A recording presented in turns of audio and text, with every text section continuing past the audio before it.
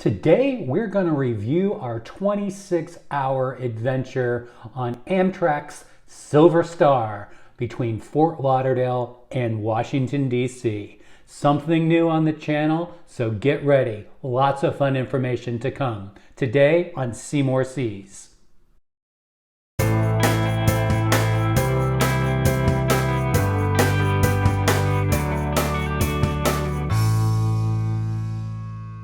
Hi everybody and welcome back. Today we're going to do something a little bit different and let you in on our adventure to Washington, D.C. on Amtrak. We've always wanted to do this, and after a lot of review and planning, we decided we would travel to Washington, D.C., take a look at the changing of the leaves in the fall foliage, and check out some of our favorite Smithsonian museums while we were there.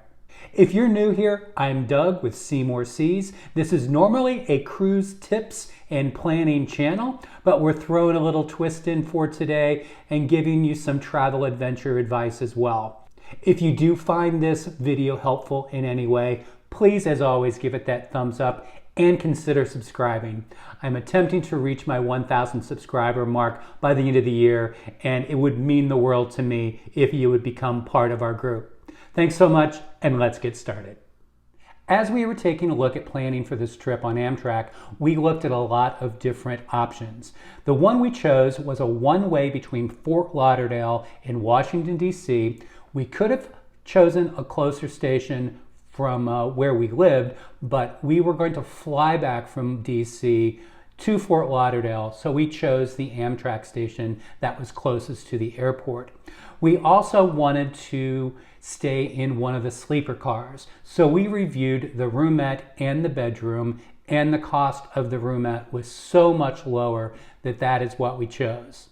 We will be reviewing that roomette as well as showing you some of the other facilities on the train, including the dining car, the cafe, and those larger bedrooms. One of the dilemmas that we had when selecting this trip is how were we going to get to the train station, and did we have to pay for parking, or where are we going to park our car? So we'll go through that and show you that turned out to be a wonderful option and a big surprise. The Fort Lauderdale station is a smaller station, and it services both the regional commuter rail, Tri-Rail, as well as Amtrak.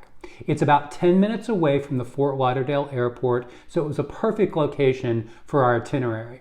Now, we did do a test drive to the station to see how large it was and what the parking situation was a week before our trip. We learned from the representative at the Amtrak desk that we could park our car there free of charge for the duration of our trip. We were leaving on a Monday afternoon at noon, and we would be flying back on Friday afternoon.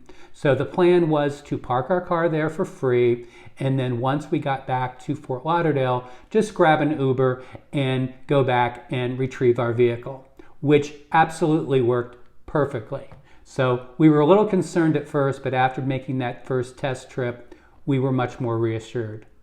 So we got to the station about 11:30, about 30 minutes before we were ready to leave. There were plenty of parking spaces, and we walked inside, checked in, got our parking sticker, and then went out to the platform where our Amtrak met us right on time at 12 o'clock.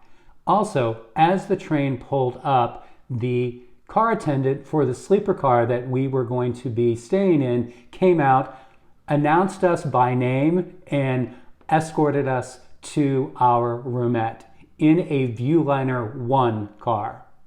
For East Coast Amtrak, there are two types of sleeping cars. There's a Viewliner I, which is a much older version that in the roomettes actually has a built-in toilet.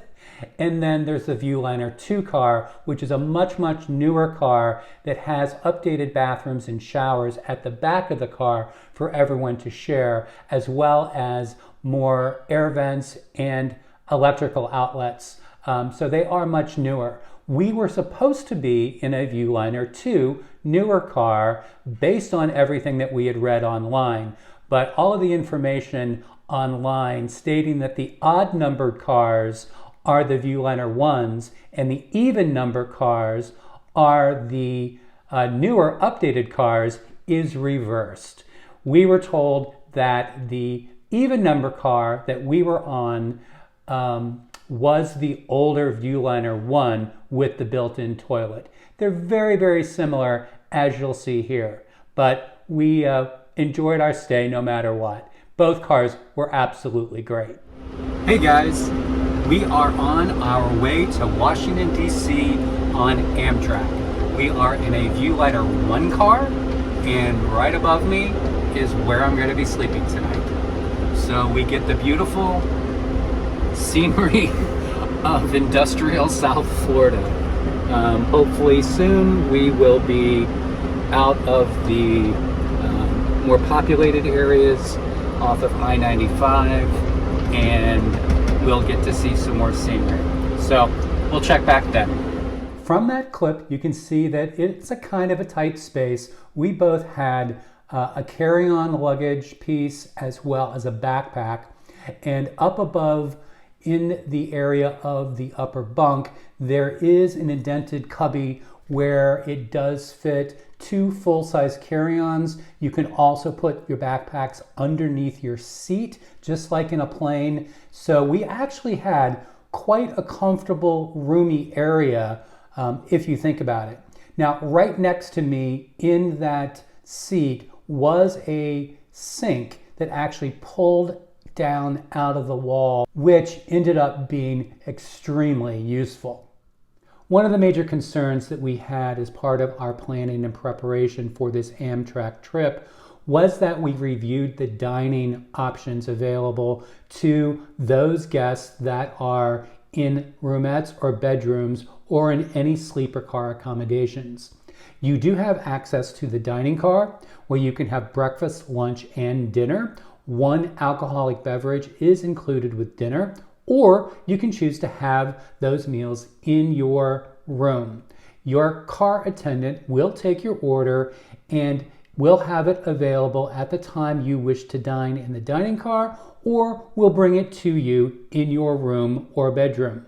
My husband also has a YouTube channel, and it is the Carb Addiction Teacher. Please check it out. I will leave a link in the comments below.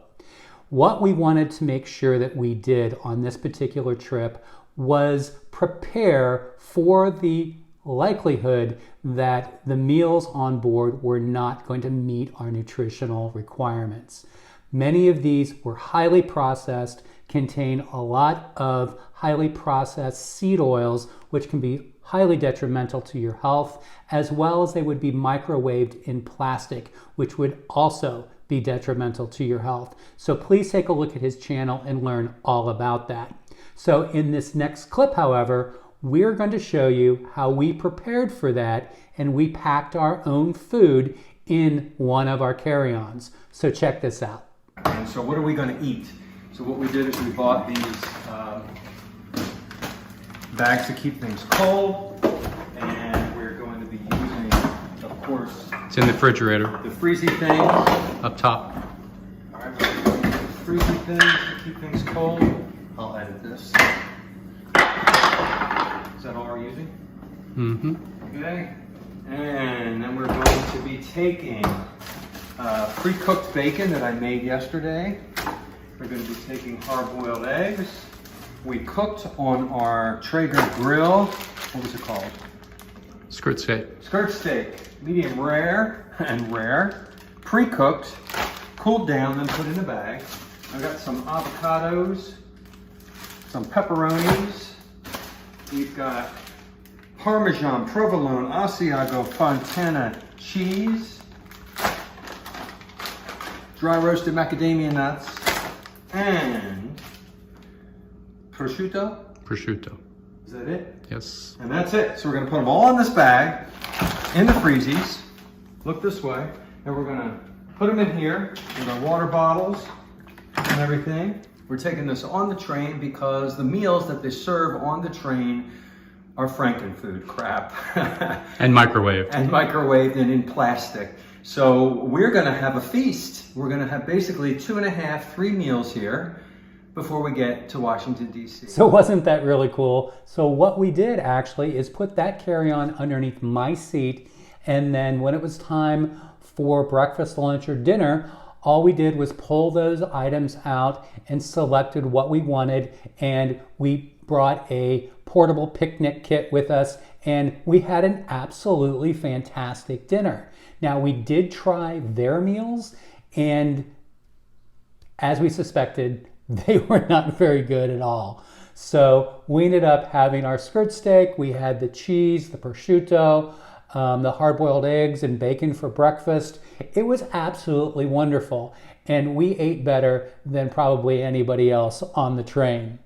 So I wanted to show you guys this little picnic kit that I bought. So it comes in a little container, hard case, that has plates, napkins, and silverware, as well as a wine opener. So this is a really cool thing to do. One thing I did do though is I took out all the hard cutlery and put in plastic knives and forks and spoons, so that before we came back on the plane that I could just discard those and I wouldn't worry about these going through airport security.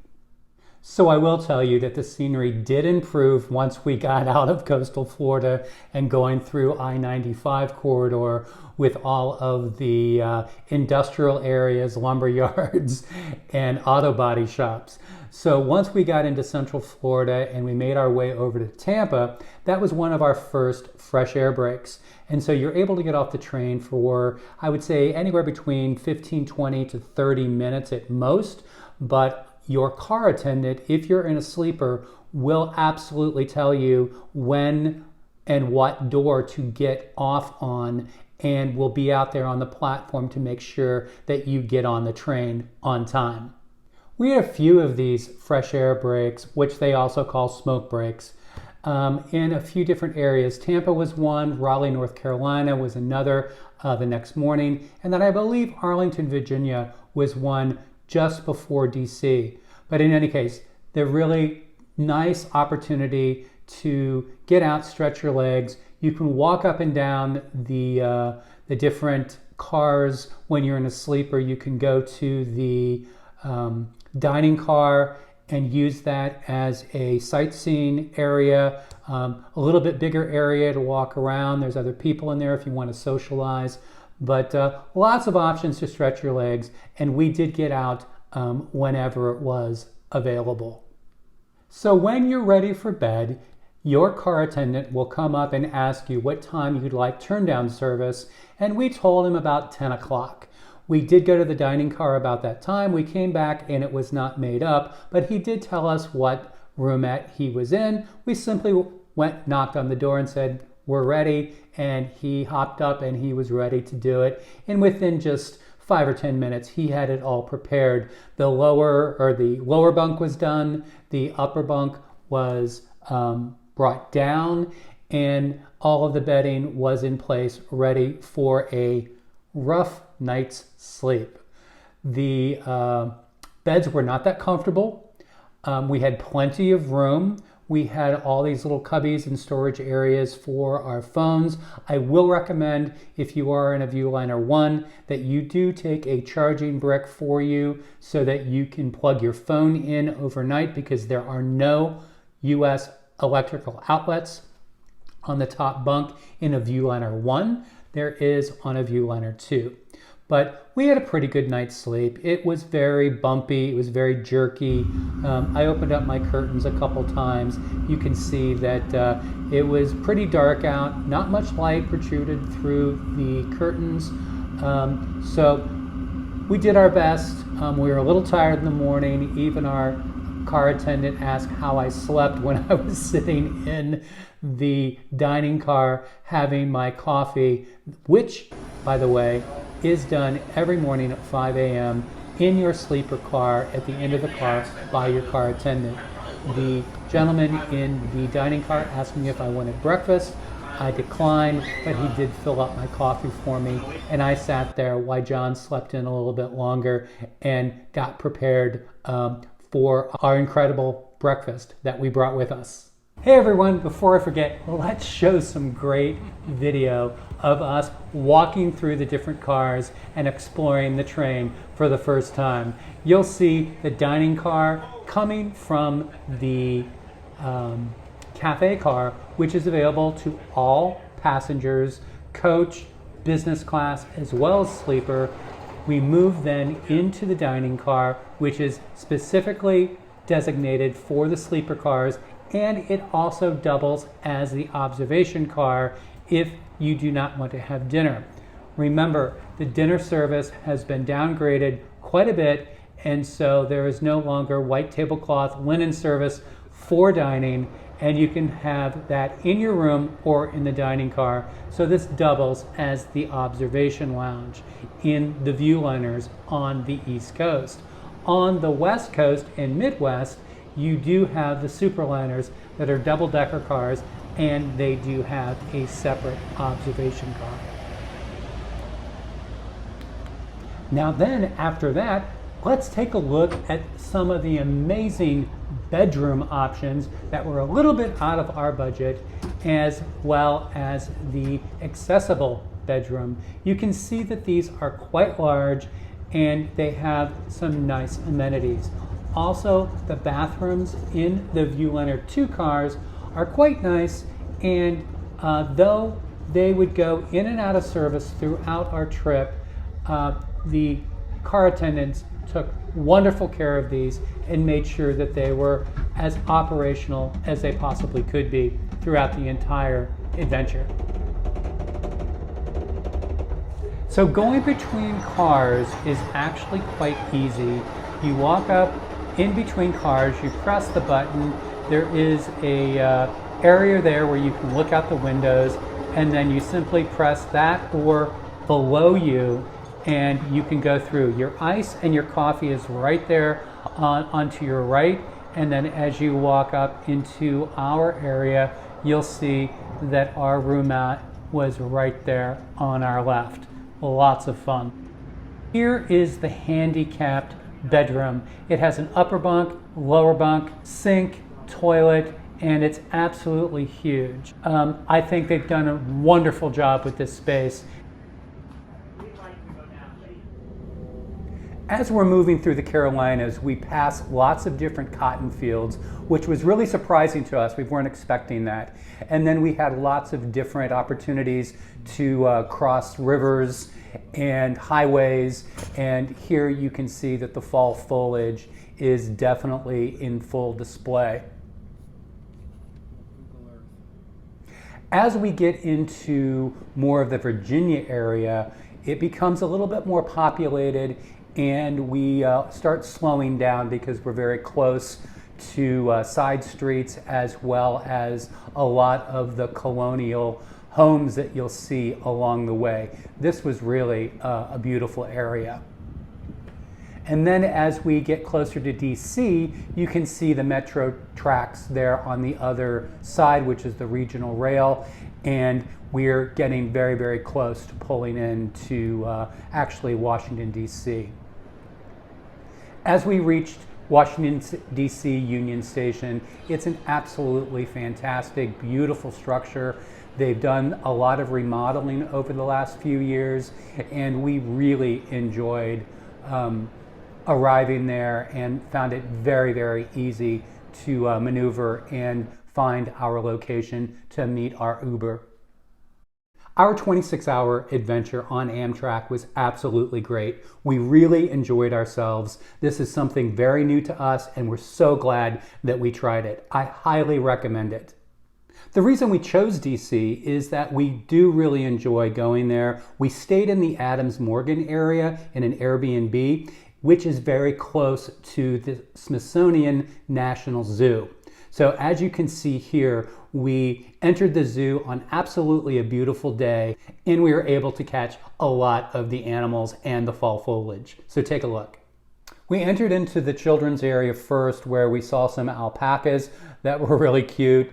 We then went over to see the lion exhibit, which was really something to see. And we just couldn't get over the beauty of all the fall foliage. But wait and take a look at these little guys.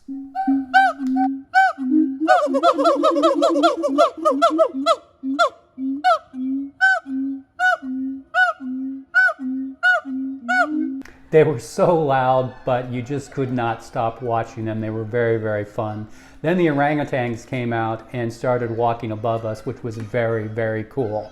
Just up from there, we were able to spend some time looking at all the different types of elephants, both outside as well as inside. They had a very, very large venue there, and it was just really amazing to take a look at these huge, majestic creatures.